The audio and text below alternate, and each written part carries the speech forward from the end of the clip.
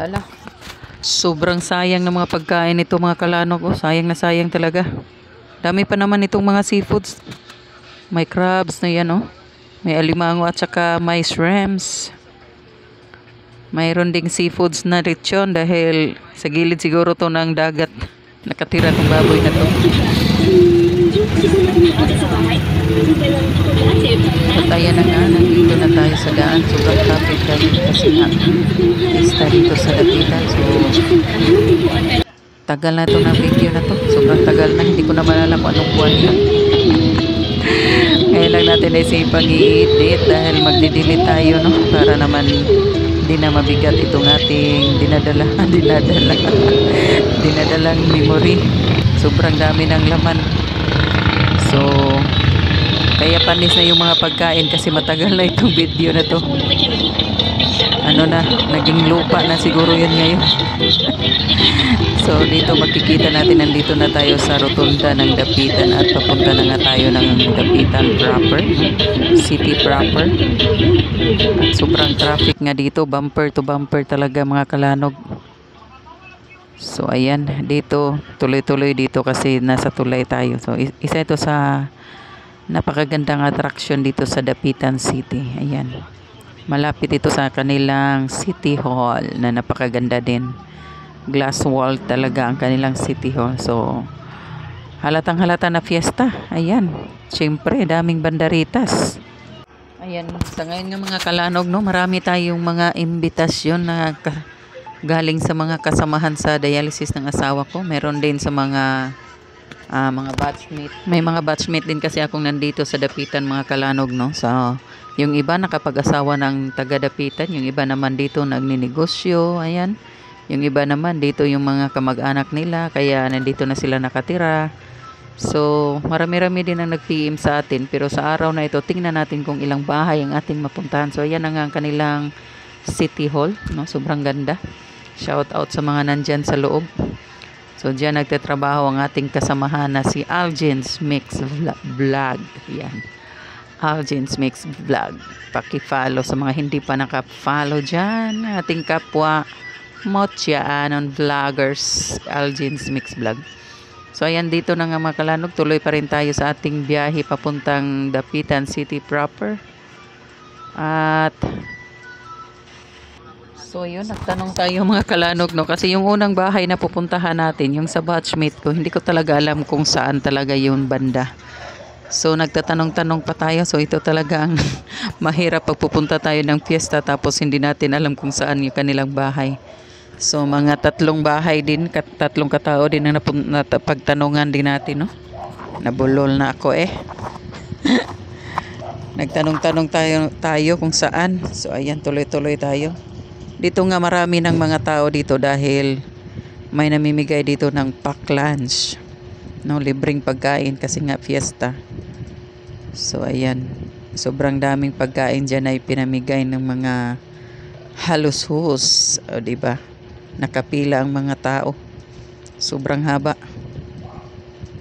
So ano, yung iba nakakuha na, nandito na sa kabilang side, kumakain na rin. So tayo, pupunta pa tayo doon sa unahan kasi baka kung pipila tayo, baka maya na tayong hapon makakain dyan.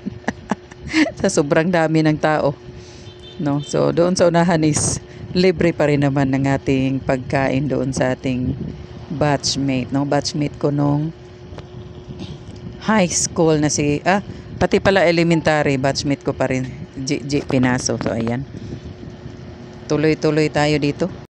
Ayan, dito nga sa Dapitan mga kalanog, marami din tayong mga magagandang tanawin dito na makikita kung gusto mong magliwaliw or kung gusto mong mag-experience ng mga magagandang masasarap na pagkain, magagandang tanawin. So marami ding mga resort dito.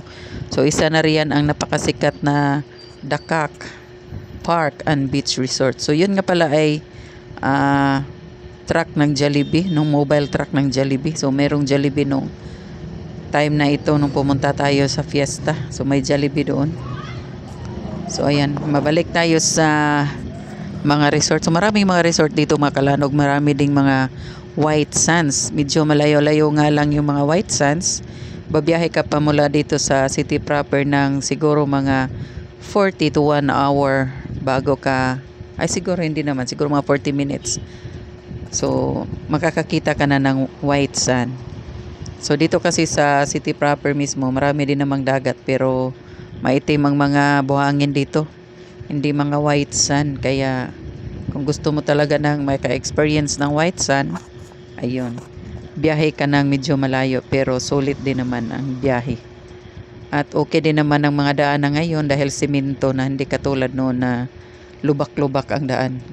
Kaya walang problema, mas madali na tayong makarating. At ayan na nga, nandito na tayo sa kanilang welcome na rotunda. Pang welcome kung saan nandito na nga tayo sa city proper ng Dapitan City. So shout out nga pala kay Kuya Ado Bularon or Balls Eye TV, ang aking lolo. Dahil taga dito si Lolo Balls Eye TV, no? Sa Dapitan City. At saka si Idol Paring Sprakatak TV. So yun, dumaan na tayo sa kanilang lugar pala. Nalimutan ko sa San Pedro. Ayun, dumaan na tayo doon. So shout out kay Paring Idol Sprakatak.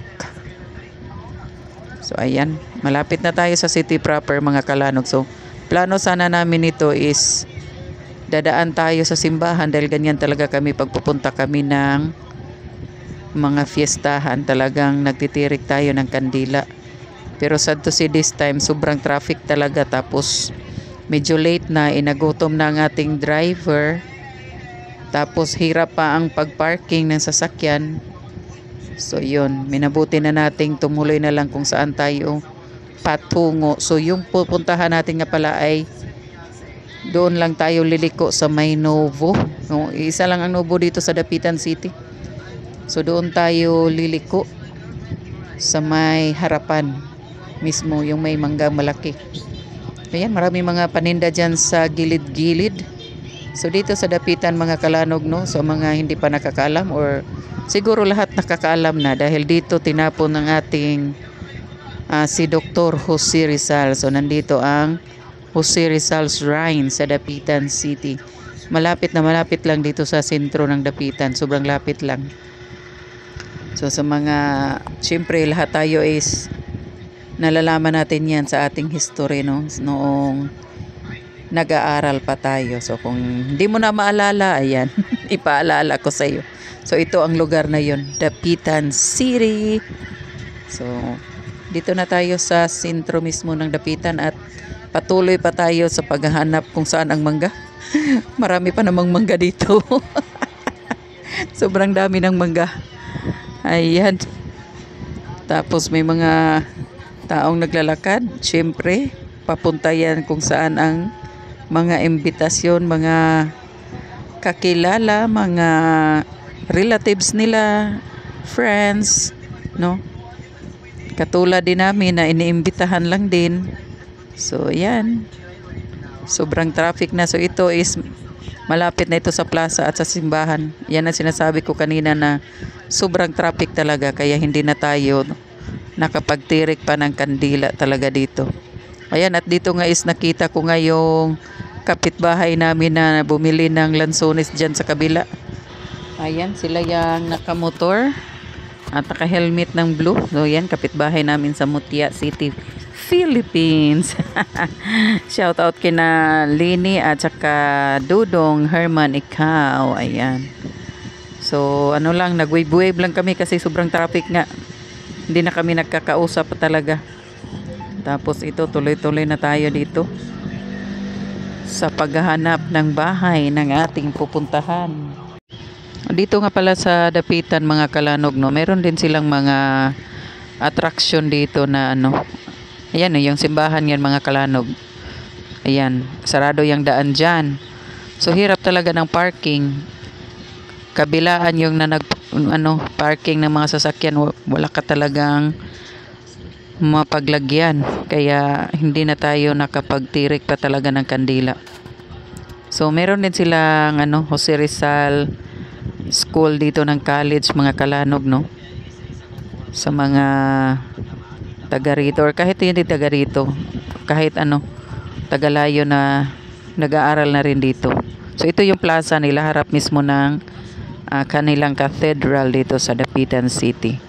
So maalala ko noon, no, nung college time namin, kasi itong Dapitan malapit lang sa Dipolog, nasa 20 minutes lang na travel, kaya ito tinawag na Twin City kasi malapit lang, magkalapit lang na city. So tayo is nag-aaral sa Dipolog City, tapos kami noon, no, maalala ko noon, palagi kami pupunta dito sa Dapitan kasi marami din kasing mga tourist attraction dito. Marami kang pwedeng puntahan na medyo mura-mura lang din naman ang entrance. Kahit estudyante ka, kaya mong puntahan. Yung iba nga walang entrance din. So meron silang tinatawag dito pala na ilihan. So dito sa kabilang side dito ng simbahan, sa left side, so dyan dadaan papunta doon. Parang ano siya, mga Kalanog ba? Gubat, tapos may bundok. Parang sobrang taas niya na makita mo talaga yung whole city ng Dapitan.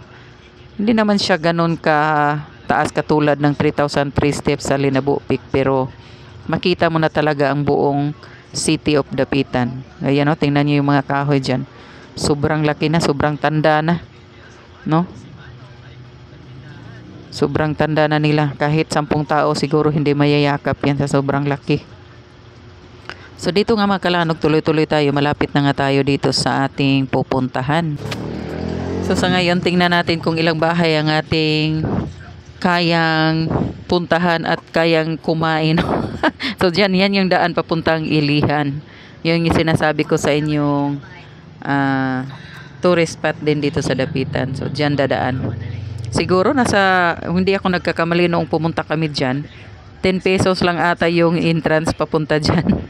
Ano siya mga Kalanog, doon sa itaas marami siyang mga cottages na pwede kayong magdala ng mga pagkain, inumin, tapos chika-chika galer, maritisan, ganyan.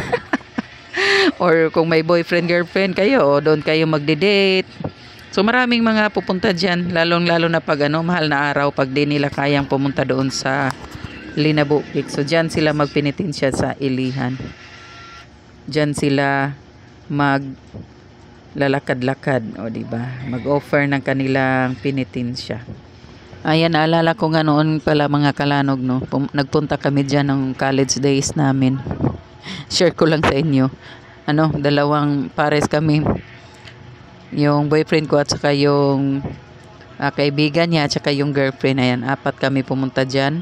So nakakommute lang kami kasi hindi pa naman ganun ka-affordable yung mga motor-motor na yan. Hindi pa naman kadaling utangin yung mga motor noong panahon noon, diba?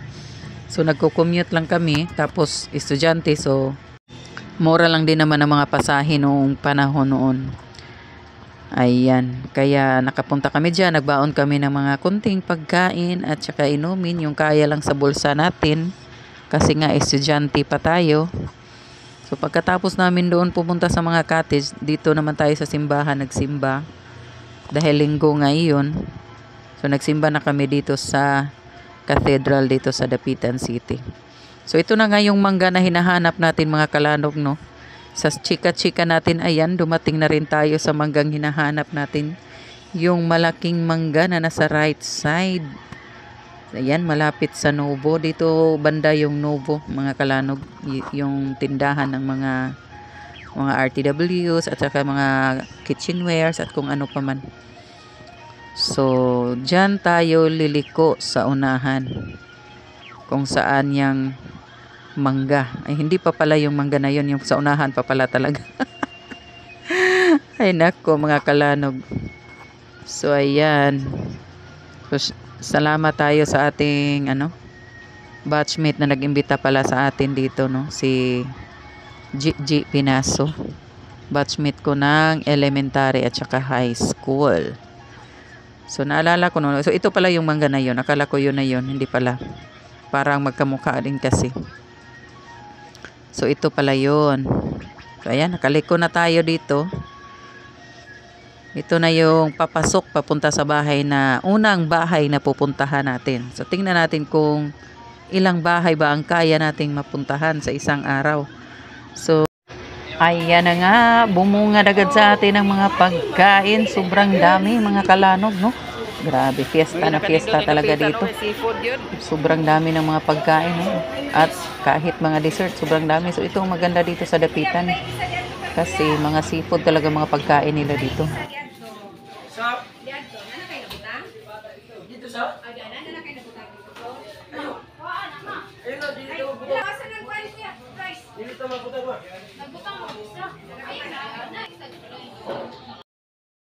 Dala dito dyan, dapat gawas na ko na, kung diri ako ba? Please. Kunin ang ko kung kagawas dyan. Okay na na. Ayaw, saan na diri? Wala dito, hindi ko dito sa akuan. Kasi ako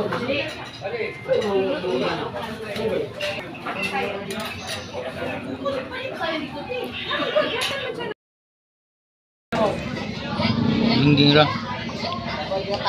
Gingging. Oo nga. Ana, kagilid na. Basi sisip. Mura po na niyo itulian.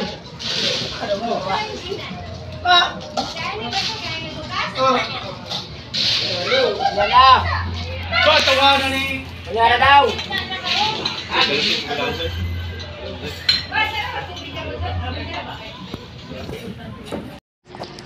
Ayan, dito nga mga kalanog, no, binigyan na tayo ng wine dahil tapos na tayong kumain. So, sobrang busog natin dito. Grabe, sobra-sobra talaga. Thank you, Lord. Thank you sa blessings at thank you sa ating host ngayon. Ayan, si Gigi Pinasos, yan na daw magbubukas. So, wala na naman tayong sounds dito dahil nag-video okay na. Nag-start ng magkantahan ng mga bisita. Ayan, at busy na rin kami sa pag-iinom ng wine. Ayan, pagbubukas. At syempre, tapos na tayong nag-dessert. So, ayan ang ating si Pinalami. Nag-ready na ng kanyang yellow. So, titikim daw siya ng wine din ng konti-konti lang talaga. Ayun, yun lang talaga sa kanya. Hindi pala. Dinagdagan ko ng konti. So, ayan. Tapos, ayan. Hindi pa siya nakontento. Ayun. Ayaw niya nung maliit. Gusto niya yung malaking baso. Kaya ako na lang daw ang iinom nung maliit na tinagay ko. Yun daw ang sa kanya, oh, yung malaki. Yan, ito pala ay May na wine. So, sobrang light lang. Sobrang tamis. Okay. Hindi rin naman ganun ka, ano. Sobrang ano na ito. Nandito na pala si Lini. Yun, ang aking isang batchmate din. So, kanina pa siya nandito at kumain na rin kami, no? Kalano, yan, nandito na tayo at tapos na tayo sa first house. Punta naman tayo sa second house na naman. Tara. Ha? Nabaha sa Manila. Flight way ba? Kamala sa flight. Pamanda ko na siya sa tinga ikan. Ayan. Di man makansel kay layo man sa dito ka pulang report. Ang problema ya ato. Guys, going to third house tayo. Ayan, fiesta nga ito. Pangatlong bahay tayo. So, kumain lang ako ng lumpia doon sa pangalawang bahay. Sobrang busog na natin. Wala nang paglalagyan. Ano na lang to, pasyal-pasyal na lang tong atin. Pasyal. Ayan, nandito pa tayo sa Bagting, Dapitan City.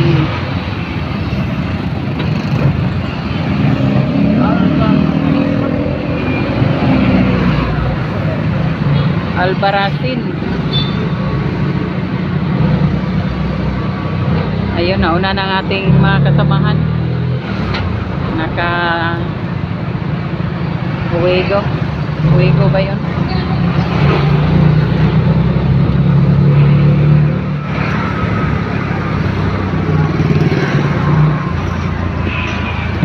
Yan.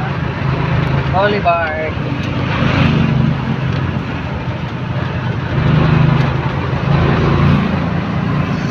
Ito tayo sa Boulevard.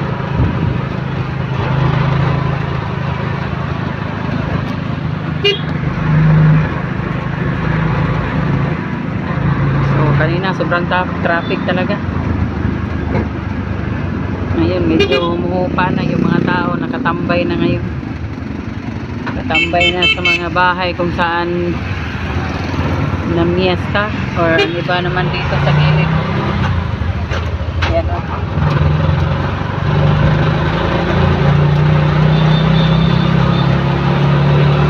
Dito sa ilalim ng mga punong kahoy sa gilid ng dagat.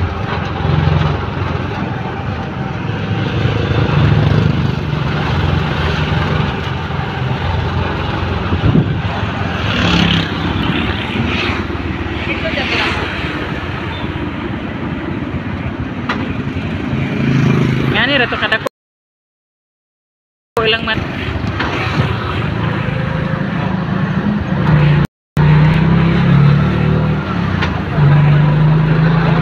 So yun, super cute.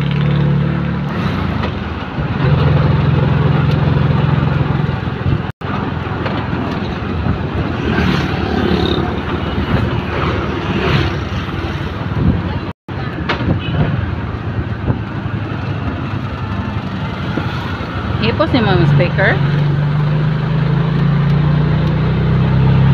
Ha?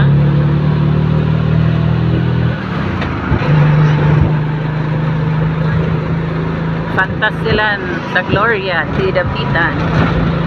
Yan ang Fantasilan dyan.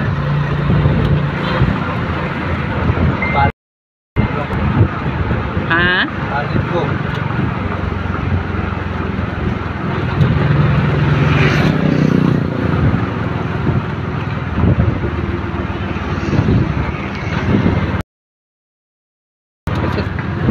Nagutom din mga cottage diri. Oh.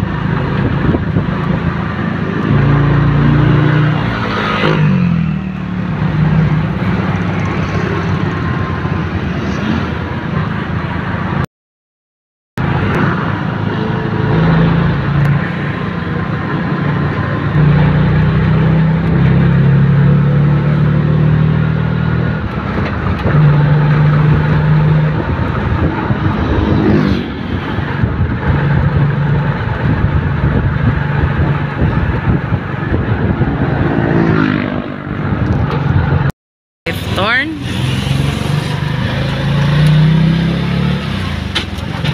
Malapit na tayo mga kalanok sa ating third house.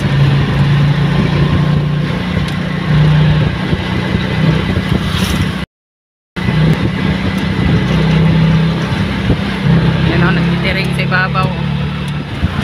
Ganda. Ganda ng mga bahay dito.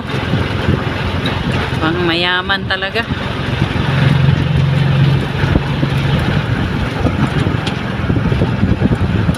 Tiring talaga sila guys.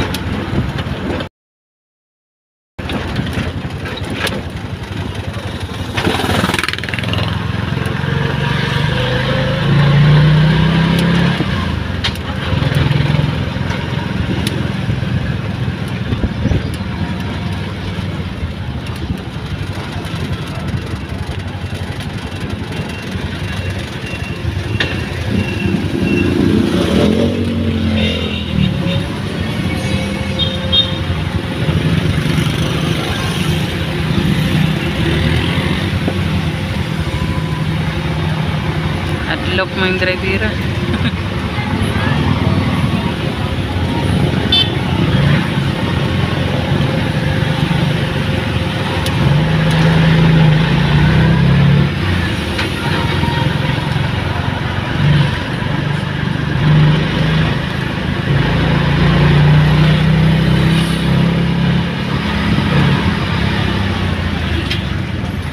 Sumani sila nga. Duha-duha maglusot.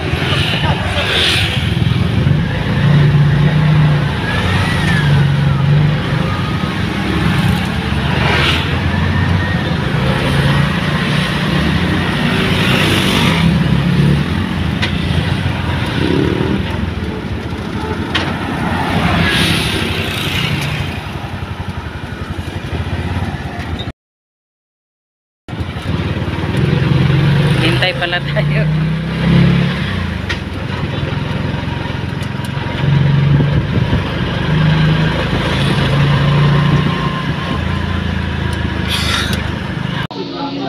Tinasari,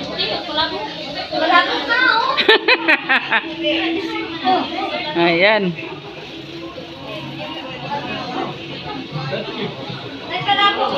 Dessert yung ipangita ni J yun.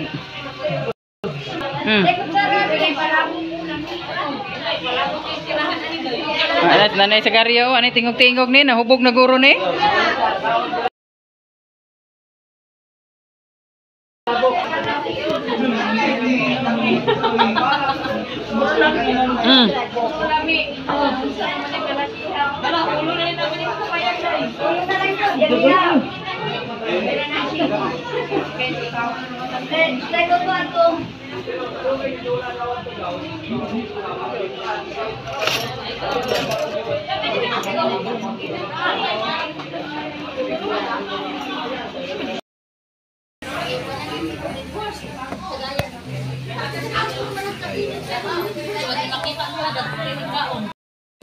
At ayan na nga mga kalanog, nandito na tayo sa Dipolog City. Ayan, nakabalik na tayo dito. Nandito tayo nagpapahangin sa Boulevard. So ito na nga at meron ng bagong kainan pala dito. So ayan, tingnan natin. So dito na ang maraming tao. So sa bandang unahan na ito ng Boulevard. So noon sobrang tahimik dito, pero ngayon dahil dinilipat na dito yung mga kainan, mga shakes, barbecue, ayan, fried chicken at lahat-lahat na mga balot nandito na lahat. Kaya dito na rin ang sobrang daming tao ngayon. So ginabi na tayo. At dito naman tayo ngayon maghahanap ng panghapunan natin. So ayan. Tara. So dito yung banda maraming mga barbecue dito mga kalanog.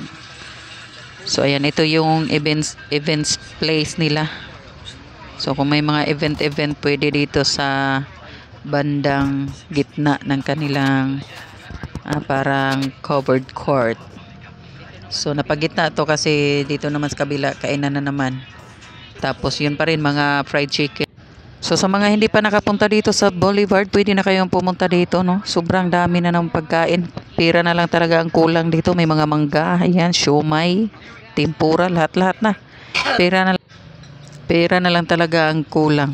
So ayan, dito na tayo sa parking area. Magpa-park na tayo. At ako'y magbababay. Maraming salamat mga kalanog, no? Maraming salamat Motianon Vloggers, Barrio Disprakatak, Planet Soward, Sagip Squad, Team Pula, Team Solid at sa lahat-lahat na maraming salamat sa inyong lahat. And patuloy lang tayong magsuportahan. Siyempre, sa time lang na may extra oras tayo, no? Ayan, thank you for watching.